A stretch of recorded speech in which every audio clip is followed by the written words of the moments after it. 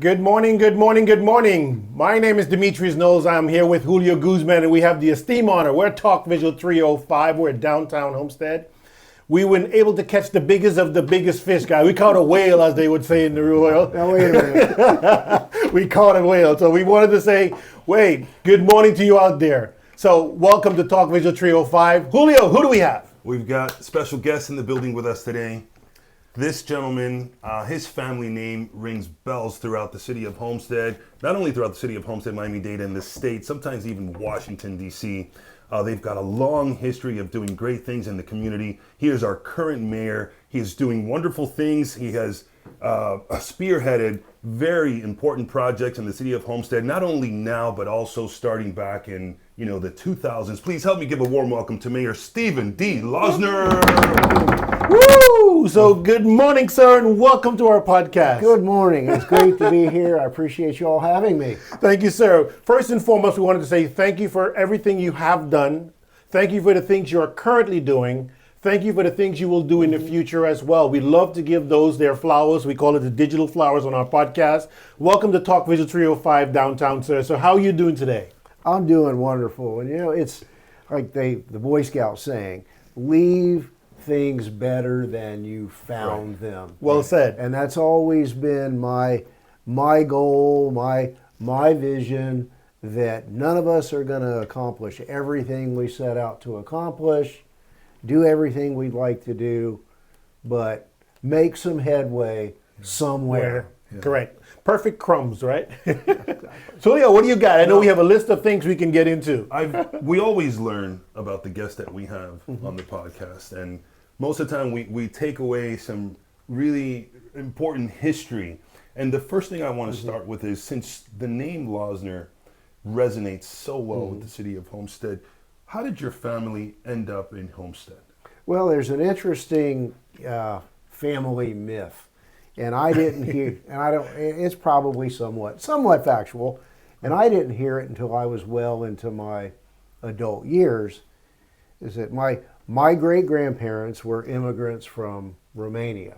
Okay. My great grandfather first, at the age of 16, on his own in the world, went to New York City and sold neckties from a push cart on the streets of New York City to raise money to go back to Romania, marry my great-grandmother, which he did. Right. And 2 days after they got married, we know that they got on a ship in Bremen, Germany, Right. and came back through Ellis Island. Wow.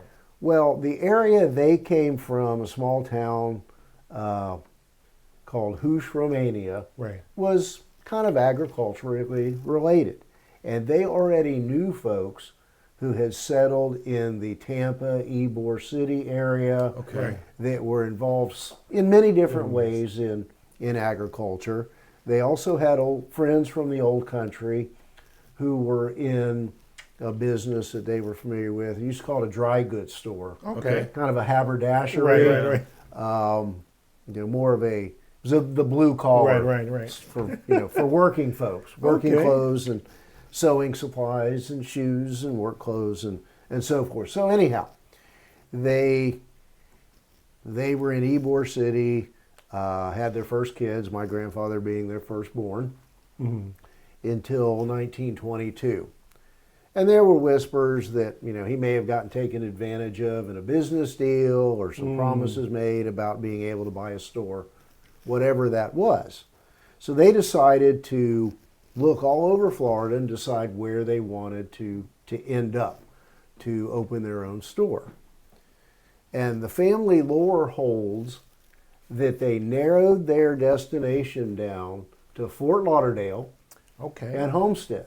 Right. Now remember, in those days, the main road in Fort Lauderdale was lined with tomato fields on both sides. It was a very rural community.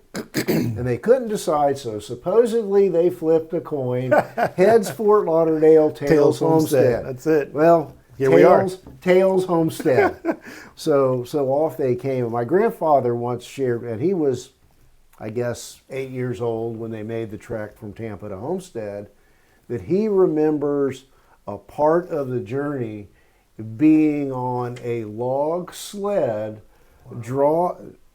pulled by a team of oxen across the Everglades What? before the Tamiami Trail was completed. This is 1920s? It's 1922. Whoa. So they ended up at History. Homestead. They secured a location, opened their store. It was called Max's Department Store. Oh, okay. Big grand opening thing, and I guess in New York City and in Ybor City, at Right. Tampa, he had learned how to do marketing and discounting and so forth, and they were pretty successful. Very good. So they were the Sam Walton of their time. Well, we can only wish That's right. for The extra zeros. for that, and growing out of that, and let's just tell it like it is. They were Jewish Right. in a real Southern Yeah. Anglo community, Right. and they had to prove themselves. Right. So as a byproduct of that, they became real community promoters, always involved, trying to, help the community develop and grow. Because without that, you would, given their background, Right. you would not have the acceptance Right. in the community. And apparently, my great grandfather was very adept at seeing and filling needs. Give you some perspective. Their store, if the intersection of Chrome and Flagler, Okay. down where JP's and AOK, Right. all right, there's that concrete slab next to that Yes. on yeah, the yes, front yes, yes, Flagler. yes. Those buildings were destroyed in Andrew. Right. Their original store was there. Oh. So they saw the need for the post office facility to expand. And he put together a group of investors. And where the gun shop is now, where the Eagles Right, are right. in the gable, that was the post office building that they These are built them crumbs, I'm telling you. to make sure that the post office stayed here. Wow. So just things like that. As the store grew, he this is just coincidence. On the north, the plot that we now know as Losner Park, Right. Yeah. right down the middle of it, running east and west, was at one time First Street. So on the north corner, on the northwest corner of Chrome and First Street, the northern front half of Losner Park is where their store was located. And, well, let's back up. In the interim, there was a Bank of Homestead that had failed a couple of prior times and then finally failed in 1929 with Is that where the old police station the was? old police Right, right. station where Homestead Station Used is to be today. called Bank of Homestead. On the corner. The original, it was Bank of Homestead. And Homestead had no bank from 1929 forward. The mattress. The closest bank was the Coconut Grove Bank that still exists today In Coconut Grove. in Coconut Grove. Think about The hike. trek, Right. the 30-mile trek from Homestead to Coconut Grove. To make a in- deposit. I gotta go make a in- deposit. That's right. in I'll those check on my days. finances. But because we were an agriculturally based community, our economy was hit, but people were still producing. You were either, in agriculture or buying agriculture. So in the store, he saw that a lot of folks wrote checks to buy their goods drawn on the Coconut Grove Bank. So he came to realize that there was enough capital and enough need to support a bank in Homestead.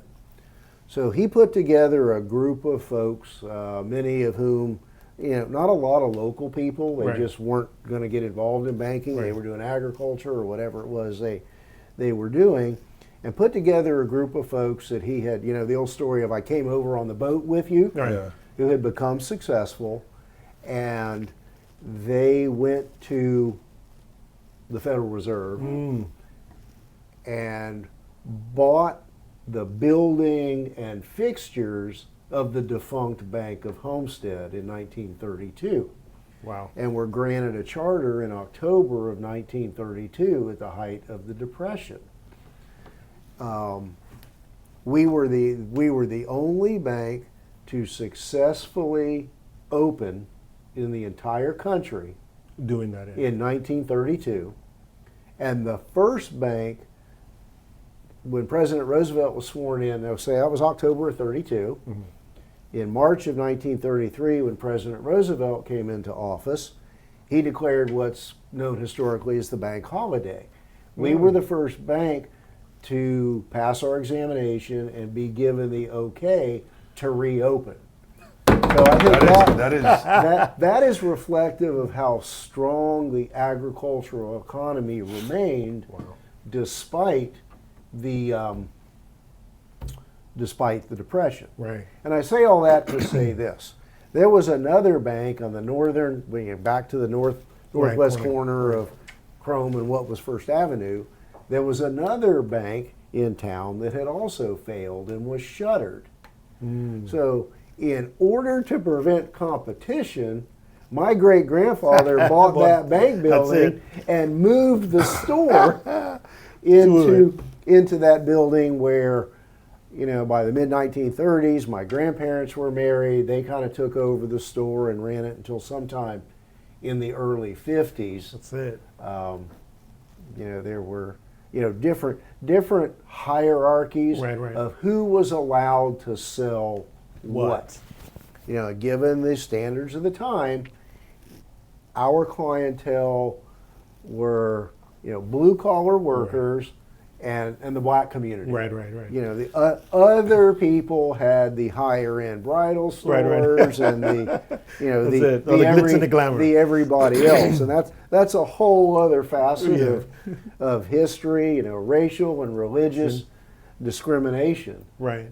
So, life goes on, and until 1957, we were the only bank between here and South Miami. And the First National Bank of South Miami opened in 1957, and then after that, a few others here. Well, So that gives us a good history on how your family got into banking, number one, which was a question that I had. Right. And true entrepreneurship, your grandfather, Great-grandfather, it's in his DNA. Started because you would think, if we wanted to start a bank right now, that's it. I mean, well, it's impossible. That's right.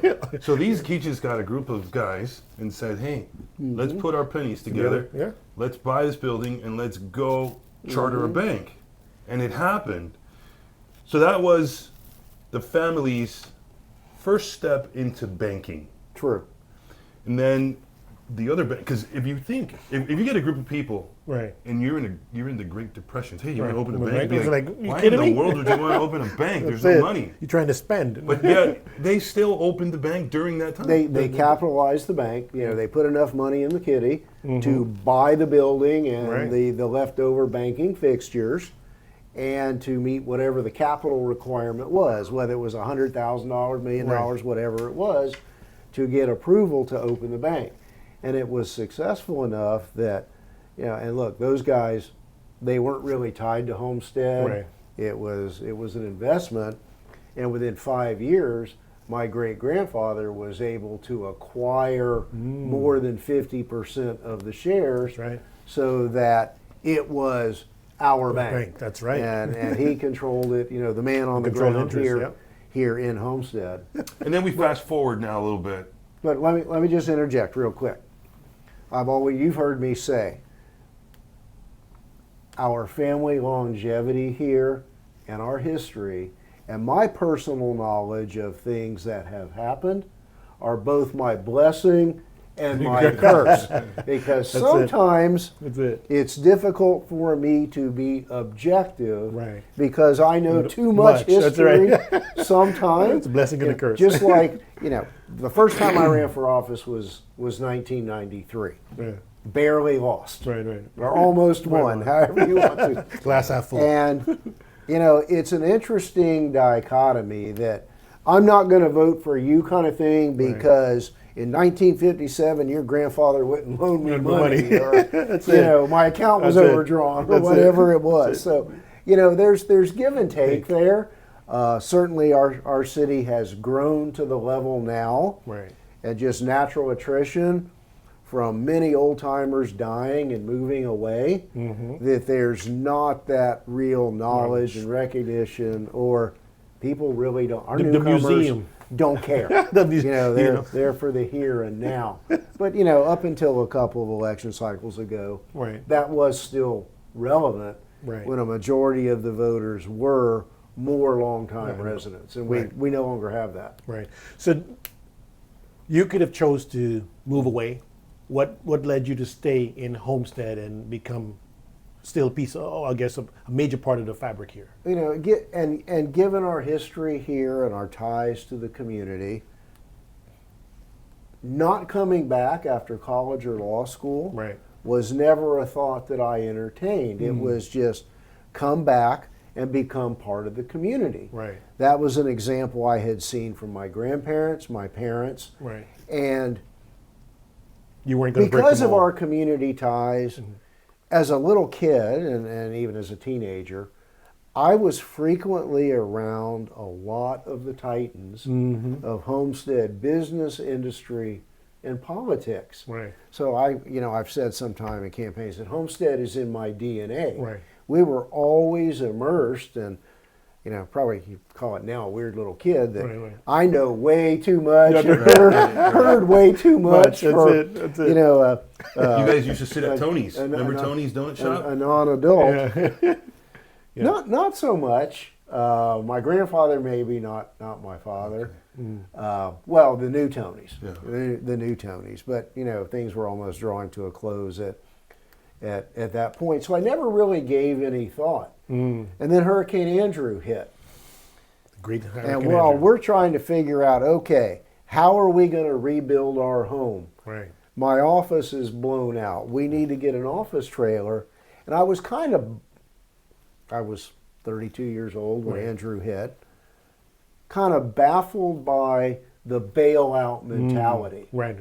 When you're 32, you don't have the perspective of someone who's retired or almost retired Right. or literally lost everything. We were fortunate. We didn't have catastrophic damage at Okay. our home or my parents' home, but it was a lot of aggravation to rebuild and Right. and renovate.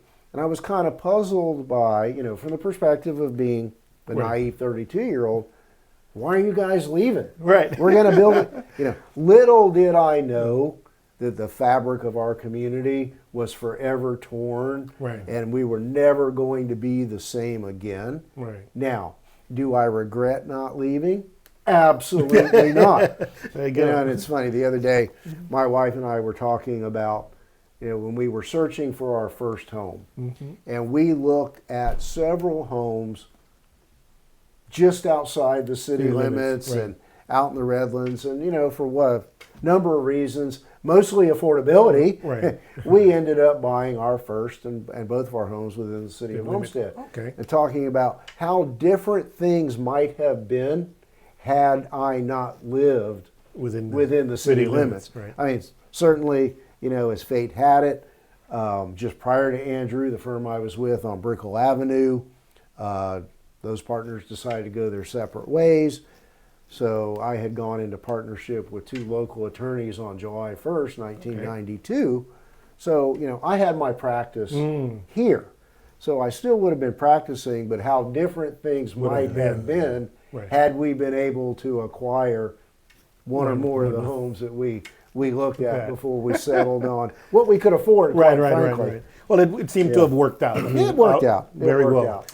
Mayor Losner, you went to South Dade High School. I did. All right. Before there was a Homestead High. Before there was Homestead High.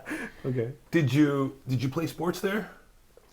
I did not. All I right. did not. So did you always have a passion of getting into law? Did you want to be a lawyer in high school? I Or did wouldn't your say- parents say, you know what, we'd That's what really you do. like you to be a lawyer? That's probably That's right. more. That's right. You more won a lot it. of your arguments. But an interesting side story, and I've shared this with some folks, that when I was very young, one of the babysitters that my parents utilized was the daughter of a very prominent local attorney. And I remember one time between Christmas and New Year's, I rode with my father to pick up the babysitter and went into the house with them. Right. Man, they had the biggest, brightest Christmas tree I had ever seen. Presents all over the floor, water skis, guns, all kinds of neat stuff under the Christmas tree. And I thought, maybe being a lawyer is not so bad. is the way to go. Very good. We've also heard about your dad, may he rest in peace, that he was passionate about planes and he was a pilot. Yes. Other than banking, he went out and got a pilot's license Right. He did. because he had a passion for planes. And there's stories about him having all sorts of mechanic parts of planes in the garage. And as a kid, you would see that. Sure. Did you ever want to become a pilot? Well, I actually did learn how to fly when I was 17 years old. Life gets in the way, and the next thing you know, you're nowhere near 17 again. But interesting backstory. My mother, who never really liked small planes, Right. I don't know if it was an anniversary present, Christmas present, birthday present, but somehow she gathered up, saved enough money to buy him a flying lesson. Okay. And I'm sure he expressed some interest in flying before that. And the rest is history. But again, the backstory there is that he couldn't afford to have an airplane unless he could do the work himself. Right. Now, but rewind even further. As a kid, he hung around gas stations, and used to call filling stations, Right. where they also did mechanical work. And also, almost right across the street here, there was a Western Auto store that sold bicycles and had parts and paint and all those kinds of things. So, as a 14-year-old kid, he earned money by putting the bicycles together in a little shed in the alley that was behind, and it's where Sac Passe is now. Okay. Was a Western Auto franchise. He got paid to put the bicycles together at Christmas time, and then he learned mechanics. Just hanging around the filling station, and was very good at it, and morphed into aviation because again, it's easy to buy the airplane, but to maintain it and work on it and keep it running is an entirely different thing. As a kid, we lived just outside the city limits, just west of Redland Road on the south side of Campbell Drive. Right. We actually had a grass airstrip behind the house. Look at that, man. And, It's on Landis Street. That's it. and of course, when I learned how Before to John Travolta, right? when I learned how to fly, no, it was a very short strip with power lines on one end and pine trees on the other. Go down the middle. And when I learned how to fly, the first thing my father said was, I'll kind of paraphrase, keep your butt off that strip. That's right. So people would fly, and generally they're Piper Cubs, Right. and he would do work. A lot of airboats, swamp buggy, those kinds of things that helped pay for the passion of flying, hunting, fishing, those kinds of things. So it's interesting that a lot of folks had this vision of the suit and tie banker who really was more at home with grease under his fingernails working on something Manly man. than being a banker. And that reminds me of another story. When my father graduated from high school, my great-grandfather wanted him to, and I think he tried to do some classes at what was then Dade Junior College, and let's just say some people aren't academically suited. Right. So he was working as a full-time mechanic, being paid by the job. Right. To the faster and better you did it, the more you earned. And his story was one Friday afternoon, my great-grandfather handed him a brown paper bag from the men's shop. That's right. Which was over there in part of the, next door to the bank in what's now the Homestead Station complex, that had 5 ties and 5 white shirts. He said, be to work at the bank Monday morning. Oh, he forced them. That's it. Show up. So on that time. was But he his never lost his introduction. passion for the mechanical stuff. Right. So he worked there from sometime, let's say 1957 until about 1960. He and his father didn't always see eye to eye. Went to work as a teller at an institution that was named the Bank of Perrine. It's in present day Palmetto Bay, on the corner of Hibiscus Street and Franjo Road, which is now that high-rise mixed-use development back there by the Palmetto Bay City Hall. Okay. And it rose from a bank teller to the president of the bank in a period. So when my grandfather retired in 1980, and a lot of things had happened at the other bank. The owner had passed away. It had been sold. Imagine this: sold to some Colombians in 1980. Wonder where those You can connect those dots. That's right. So he agreed to come take over what was in the First National Bank of Homestead, and was there from 1980 until full time until 2006 when.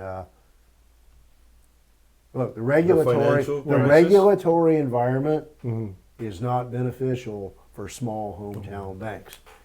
Under a lot of these statutes, the Dodd-Frank, for example, the burdens and the costs are the same for us as they are for, pick any big bank, and it's not financially viable, at least in a suburban area. Maybe out in the Midwest somewhere in a small town, but not here. It's just not viable to be a small bank any longer. You just can't bear. And you see that. You can't compete. You can't bear the regulatory costs. Right. That's why you see they buy the other banks. So if you're not making money, what's the point of being in business? Yeah. He always said, I work for the regulators. 100%. That helped understand how Bill Losner, your father, got into banking and how First National Bank, arrived in Homestead. Because it was the Bank of Homestead, and at some point it merged into First National. No. The old Bank of Homestead ceased to exist in 1929. It wasn't a merger. It wasn't a continuation. The feds had closed it. They tried to, make depositors, return some of their money somehow. So my great-grandfather and his group bought the building, bought the assets, in order to start a brand new bank, which is First National, which was First National Bank of Homestead. Did you get that bag? What's that? Did you get the brown paper bag too with the necktie and? No. He was going to be an attorney. That's it. They already said being an attorney adds a different value to the family, right? That was part of the process. Absolutely. Of course, it's one of my really prized possessions, and when the bank merged or was acquired the last time, I went in and I asked David Payton, who was the president of the bank at that point, if I could have the charter. The original 1932 charter, giving approval for the bank to open, signed with an old-timey ink pen by the comptroller of the currency, I have. That's kind of our family's birth certificate. Very good, very good. So have you also instilled that same discipline in your kids? Yeah. I think a couple of them, they, as I say, kids are like sponges, right? And they were old enough to remember when I was on city council from 2001 to 2007, and to absorb some of the campaign and the political philosophy and the ups and downs and the topsy-turvy that you face in any campaign. A couple of them really took it harder than I did when I did not prevail in the 2007 election for mayor. And they've, look, I remained engaged during my 12 years out in the political wilderness. They absorbed a lot of that. So So your kids have been around politics their entire life. Their entire life, yes. So fast forwarding to now, where do you see the next 3 to 5 years? Considering now that you are the current mayor, where do you see the next 5 years for yourself as a person going to be a part of the community, as still in the community? What is your forecast? Well, that's interesting because recently Lori said to me, when you're out of office, you're going to really be bored. I said, no, remember, I need to go back to work for a few more years because this part-time mayor gig with extremely part-time pay can be full-time. So, I said to her, no, you forget, need to go back to work for a couple of years. But it's interesting, a lot of folks in politics and land use attorneys and other people have asked, what's next for you thinking political office? I don't know that there is any opportunity in South Miami-Dade County for somebody who looks like me at my age to prevail in a non-local race. I don't even know a local race. Okay, but certainly not county or state. I'm 25 years older than a lot of these hot shots that are out running for office now. You have knowledge. I have knowledge, but politics through social media has become very compartmentalized, as the experts call it, very tribal, very race, gender, and ethnicity oriented. People are hyper focused on that. Unfortunately, rather than just merit and qualification, who knows what they're talking about and what they're doing, and that's my fear that we might see a backward slide. And Julio's heard me reference this, that at least in Homestead, we are going to be facing a real cultural and generational change, in part in the 27 Homestead election. And by 2029, when term limits kick in for other folks, there'll be other open seats, it's going to be a real fundamental change, just from a perspective, and that comes with the generational change. And that's not always a bad thing, but look, for the past 60 or 70 years, we all were kind of cut from the same mold, had history here in Homestead, and weren't polluted by, influenced by social media. That, you have to be able to react instantaneously, or do you react? And, the rules of campaigning and methods of campaigning with electronic media have really, really changed. Well, we've seen, your body of work, and wanted to say we commend you for the things you have done and the things you're continuing to do, and whether it be in this space or some other space. I mean, you've always been able to land on your feet, as they say, right? And look, and I'm going to be here, and it's going to be an adjustment. Maybe I'm going to need to disappear for a period of time after the next election to kind of realize when you wake up, you're not the mayor anymore. And nobody, not that a lot of people care now, but nobody really cares what you think or what you say. But certainly, I'm available, will be available anytime to the extent the next mayor and council want it, to share my insight and my perspective. Well, you have they don't want it. But, but at least you have that available. But it's there. But I'm not picking up my toys and leaving. Figure it out. No, I just I can't do that. And folks who let go, and I know a lot of people who in the last few years, at least since COVID, who have roots as deep or nearly as deep as my family, who've made the decision in their late 60s, early 70s to move on. I don't know that I could do that.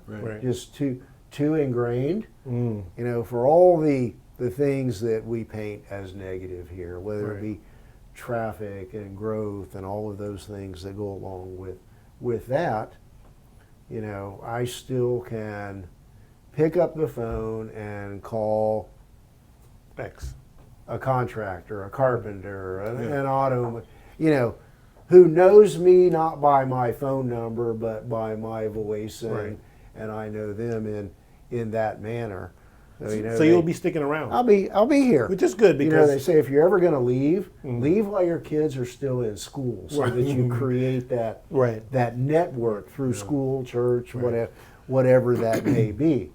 You know, being beyond retirement age and starting over somewhere else, Right. that's intimidating for me. Oh, yeah. And also, they say you can, with the kids, if any grandkids are in the motion, where life becomes just circle around doing that.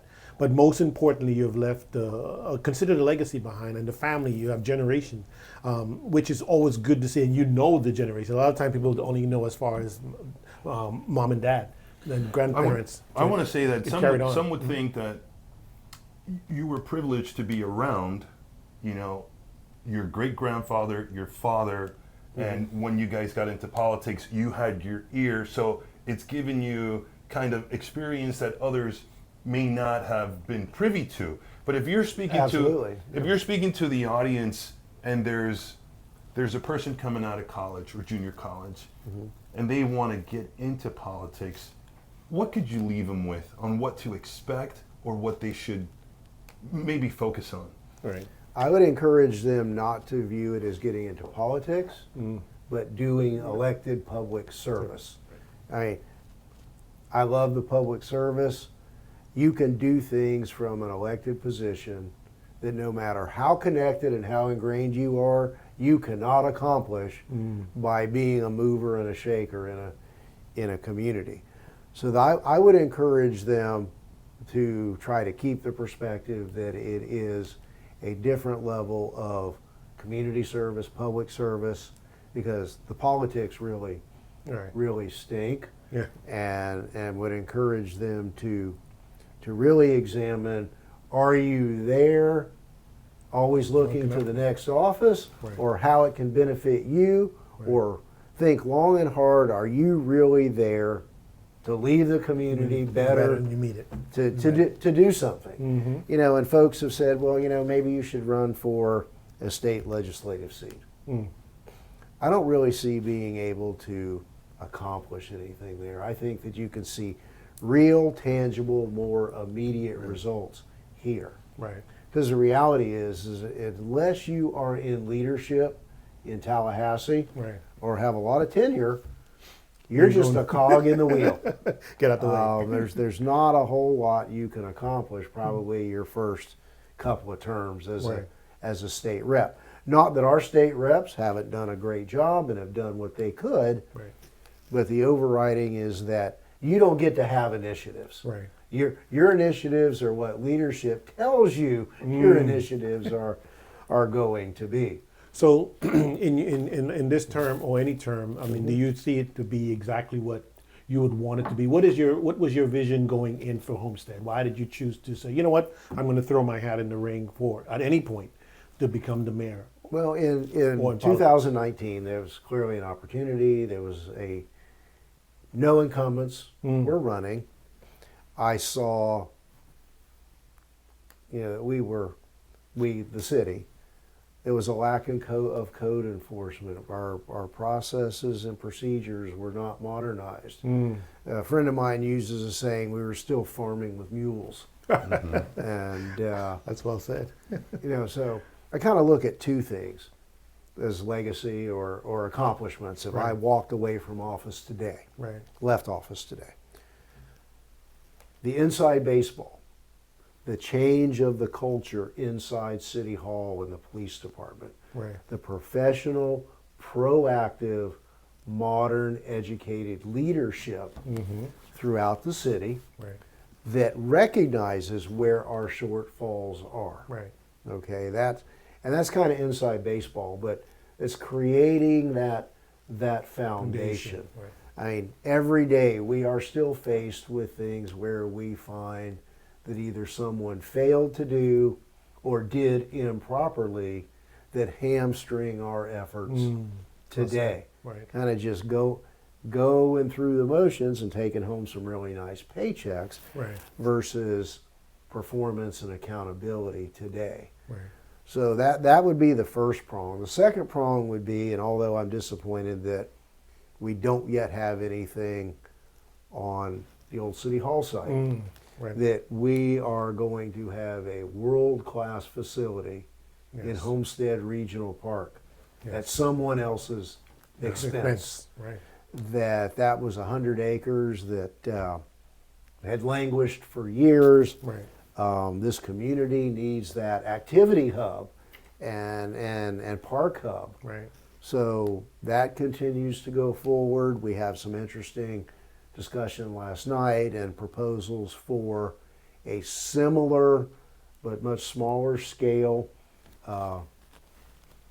development at Harris Field. Right. Right. And again, the parks bond did not pass. Right. With tax reform hanging over our head and other restrictions mandated by the state on municipalities and counties. Right.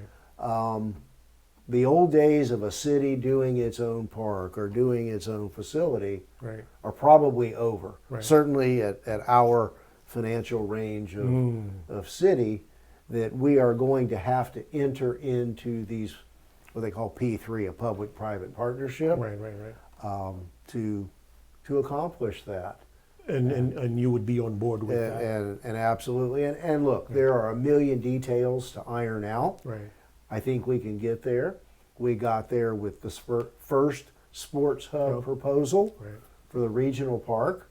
I think we did. And look, we learned from 30 plus years of bad decisions. Right. And that's kind of my blessing Right. from being in the loop and on the edge of the loop. Mm-hmm. I kind of knew where not to go That's it. and what not to accept, and that we can hold firm. And if the people we are dealing with are credible, Right.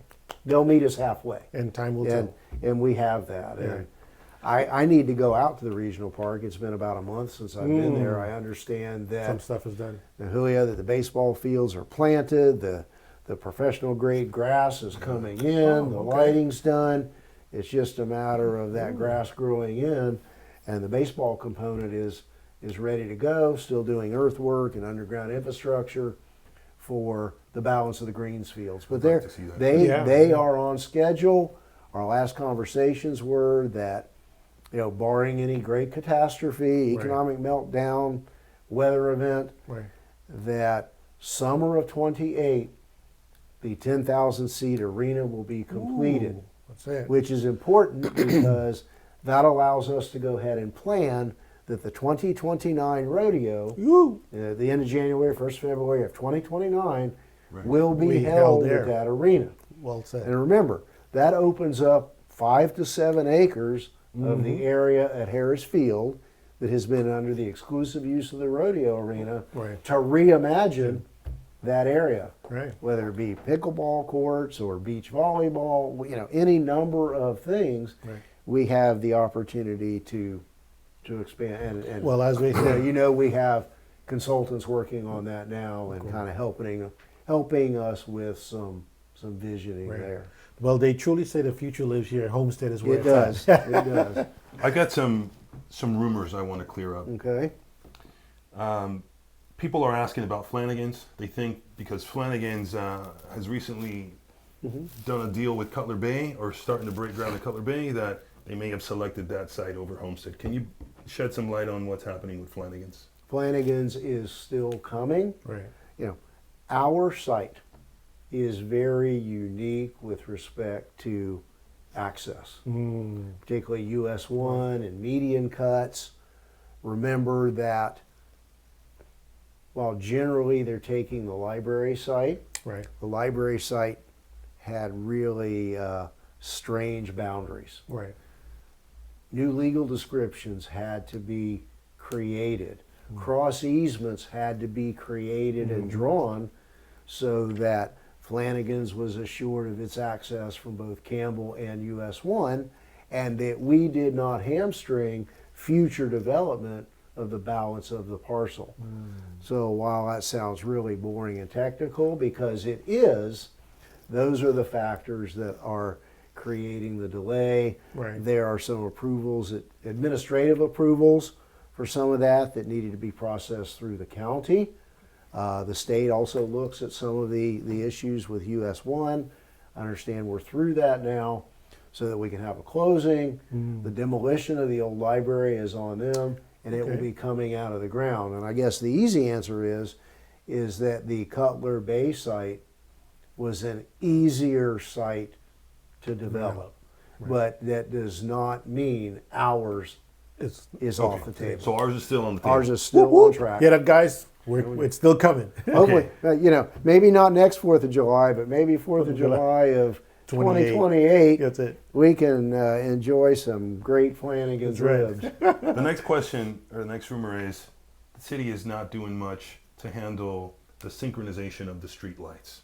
And I know you sit on the TPO and you've had conversations with some folks over at the county. Can you help the residents understand what might be happening with the street lights, specifically near the busway where it creates the most issues? Well, remember, first and foremost, traffic signage and signalization is in the sole purview of the county. All we can do, and which we have been doing, is documenting and complaining every day. The fact of the matter is, and let's not get into the merits of BRT versus elevated rail. BRT is what we've got. Right. For better or worse, it's my thinking that they rushed to open it before the synchronization was complete. Right. And adding to that is because we're an older community, we have streets that more closely parallel the busway than other communities, which impacts stacking ability. Right. And then the roads that kind of angle into these intersections. I'm not sure that those contractors who were tasked with the synchronization really understood or were focused on the unique circumstances here. And look, I've been stuck at these lights trying to get across US 1. We all have. For 15 minutes, and it's just maddening.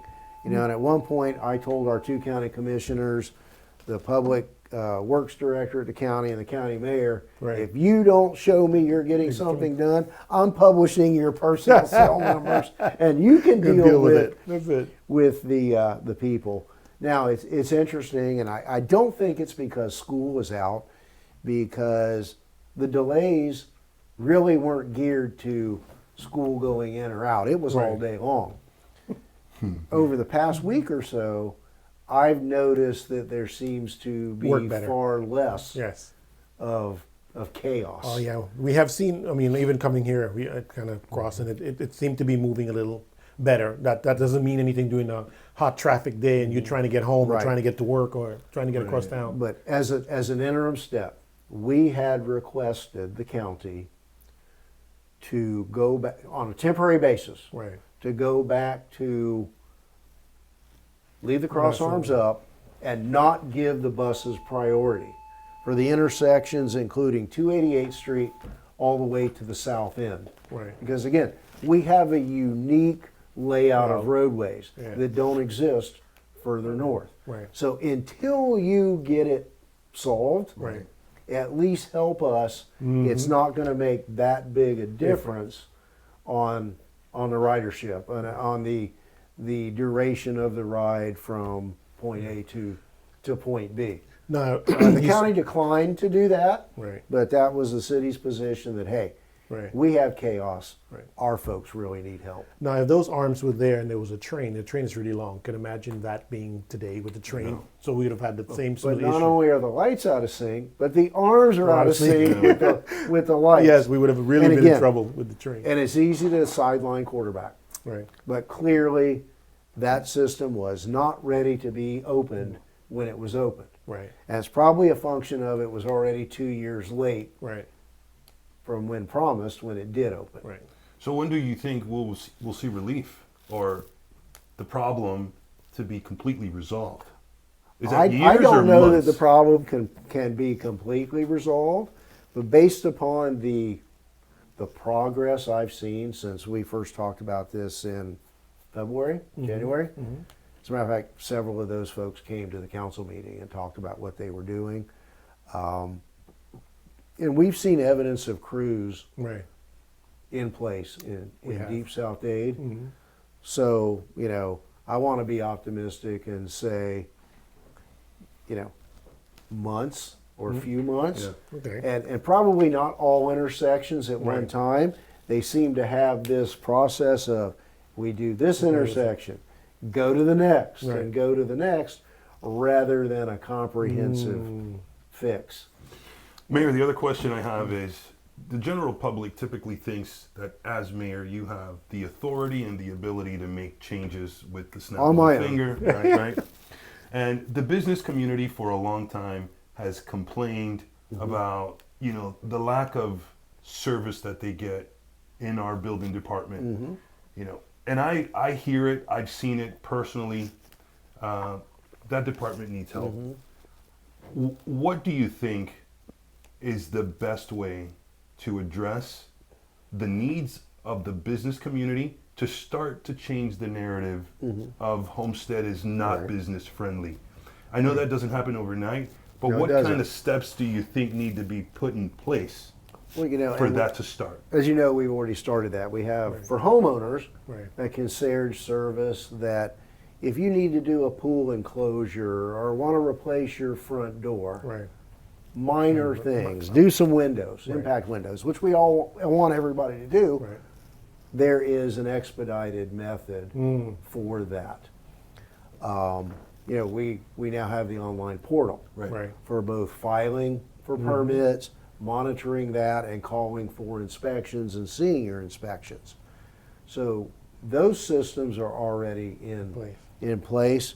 But I think it's time, as I did early in my tenure, to bring the business community and the development services department back together in one big room and let contractors and property owners talk specifics, that I had this delay or this happened, Right. so that we know where our disconnects are versus, well, that was a county snag, that Right. when you file this, we send it to the county, and what the county does with it, and a big part of that is an educational process. Right.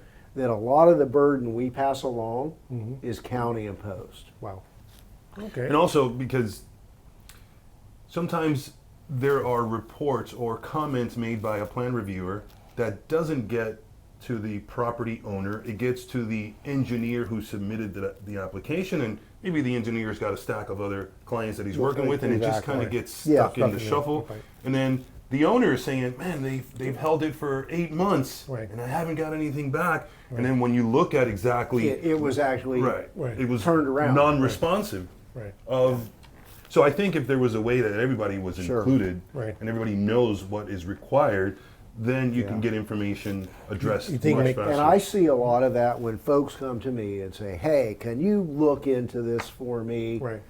And I pass that along. Probably 8 times out of 10, no, we turned this around. They failed to respond. Not to say we can't do better. Right. Not passing that buck at all. Right. And these, as far as the AI, the ability to close the gap on allowing AI to be included in that and be able to spit that out quickly and be able for the person to say, yeah, here's the mistake. How can we help you? Versus, no, figure out what we can do. I think it's normal for people to think that if it has to deal with government, expect it to go slow. Expect the bureaucracy process to hinder how fast you can get something out or how fast you can, solve a problem. But I think there is ways that leadership can start from its management, because our form of government is city manager, is the CEO, runs the day to day. So you instill the vision to the city manager and let that work its way through the department heads. And they've recently adjusted that hierarchy, Right. and they've split it between permitting and land use Right. with 2 separate divisions now, Right. so that you don't have, The buckets. yeah. Now, this is an inside baseball question, for people that don't really understand. We've got a new city manager. He's been on for Couple of years. just 2 or 3 years now. Couple years. It Couple was years. in March. It was 2 years. All right. Yeah. What's your perspective of his performance throughout this last 2 years? Because what we see as residents, we see things happening. We don't Right. know how they happen. All right. What is your perspective? Top notch, respected, knowledgeable, professional, understood immediately where we were lacking in policy and procedure and hierarchy. Again, back to that saying of still farming with mules. Our city was still organized and run as if it was, to borrow the words of the police chief, 1985 at best. Right. We're no longer a 35,000 person community with 250 employees. We're now, are we in reality 100,000 folks with 500 employees, and systems and processes had just not, and the technology to go along with it. There had been total inertia. And in his 2 years, he has accomplished light years of work, and it's difficult to undo. Let's go back to 2008. 18 years today, well, so let's say 16 years of kind of on autopilot. We really loved Chief Knapp and his social media and how they bring what's happening in the police department to the residents. I mean, they make it look like a fun place to work while delivering results and lowering the crime in the city of Homestead. And it's almost like we had direct access. And I don't know, recently and it's staying current, though. I've seen the level of communication go down a bit. But still, you can feel like you know the chief and know the officers. These just aren't people in uniform behind tinted windows in a car. You know who they are, what they do, and it's building connection, which was sorely lacking. 100%. And I saw that too, because I was telling Julio, in the media space, you see what has been done. And it's amazing how the department all of a sudden now, it's almost cool to go and talk to the police now. It's like he made it fun to have a conversation, that you can have a simple conversation with them. They were inviting the community in. And then when there's a drug bust, they're like, hey, look here's what we got. That was something. I was like, wow, there's really good things happening at the police department. Well, it is. There's nothing like positive engagement. Yeah, and that's one of the things that we see. We have, as the, I guess, who live local here see every day, and it looks like fun. We wanted to commend them for what they're doing, commend you, sir, for what you have done. As we bring this to a close, is any final words? Obviously, I always wanted to ask you, what is fun for you? What is fun for me? Yes, sir. I haven't had fun since 2019. What is fun for you? I mean, once you go home, and like you said, in short order, you will say, what is going to become fun for you? What is current fun for you outside of work? Well, until about 4 years ago, I had never really done any extensive travel, and certainly not overseas. And we've had the opportunity, and recently, that's opened up a whole new world of travel. But as I share, people say, "You still mow your yard?" I do. I do my best thinking. Right, when you mow in the yard. On the lawnmower, trimming trees, raking up. Who knew? Whatever. It's kind of like you have some of those best thoughts in the shower. Well, I have those too. But just that solitude and time to reflect, to have the enlightenment come on over your head and come up with ideas and just see things more clearly. Well, you still seem like you have a sparkle in your eye about it. Then I was like, I still love doing what I do. Despite the ups and downs, public service is fun. Right. Yeah. Pardon the expression, politics sucks. Well said. But the public service is fun, and it is very, very rewarding. Very good. Very good. Well, we got to give a shout out to his wife. She cooks the best cookies, man. Woo! Miss Losner. She's probably watching. It's like, okay. Awesome. Thank you, gentlemen. It's been a pleasure, sir. Thank you for coming on. We're Talk Visual 305, guys. Please like and subscribe. We couldn't have done this without you guys out there, but we love doing what we do. This is the crumb that we tend to leave for the next generation. We'll see you next time on Talk Visual 305. We're out. Goodbye.